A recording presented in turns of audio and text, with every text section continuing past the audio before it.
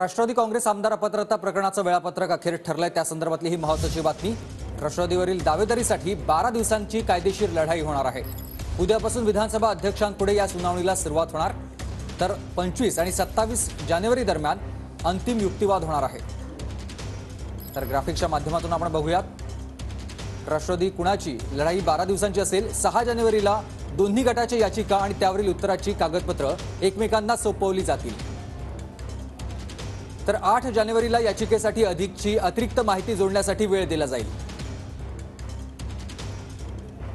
9 जानेवारीला फाइल्स किंवा अतिरिक्त कागदपत्र पटलावर आणली जाणार आहेत, तर 11 जानेवारीला शरद पवार गट अजित पवार गटाकडून सादर झालेली कागदपत्र तपासली जातील। अजित पवार गट शरद पवार गटाने सादर केलेल्या कागदपत्रांची पाहणी 12 जानेवारीला करेल, तर 14 जानेवारीला कामकाजात कागदपत्रांचा समावेश करण्यासाठी किंवा एखादा वगळण्यासाठी अर्ज दाखल करण्याचा दिवस असेल, तर 16 जानेवारीला विधानसभा अध्यक्ष नार्वेकरांसमोर पहिली प्रत्यक्ष सुनावणी आणि सुनावणीचे विषय नक्की केले जातील, तर 18 जानेवारीला प्रतिज्ञापत्र सादर केले जाईल। 20 जानेवारीला अजित पवार गटाच्या साक्षीदारांची उलट तपासणी होईल,